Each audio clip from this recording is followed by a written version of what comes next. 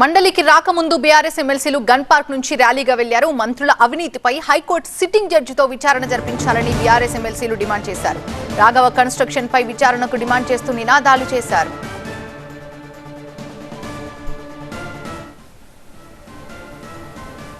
कांग्रेस को हटाओ, तेलंगाना बचाओ। कांग्रेस को हटाओ, तेलंगाना बचाओ। कांग्रेस को हटाओ, तेलंगाना बचाओ। कांग्रेस को हटाओ। సస్పెండ్ వెనుకున్నటువంటి నేపథ్యం ఏంది? మంత్రి స్వయంగా అక్రమాలకు పాల్పడుతున్నాడు.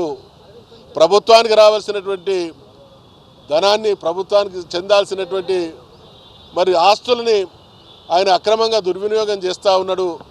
ప్రభుత్వం దీని మీద చర్య తీసుకోవాలనేటువంటి అంశాన్ని లేవనెత్తితే దాన్ని అర్థం చేసుకొని స్పందించాల్సినటువంటి ప్రభుత్వం దానికి భిన్నంగా వ్యవహరిస్తూ ఉన్నది అని అంటే ఇది పొంగులేటి శ్రీనివాసరెడ్డికి మాత్రమే పరిమితమైనటువంటి అంశం కాదనిపిస్తూ ఉన్నది. స్వయంగా ముఖ్యమంత్రి కూడా ఈ అక్రమ దందాలో భాగస్వామి కాబట్టే చర్య తీసుకోవడానికి వెనుకాడుతున్నాడు. కాబట్టి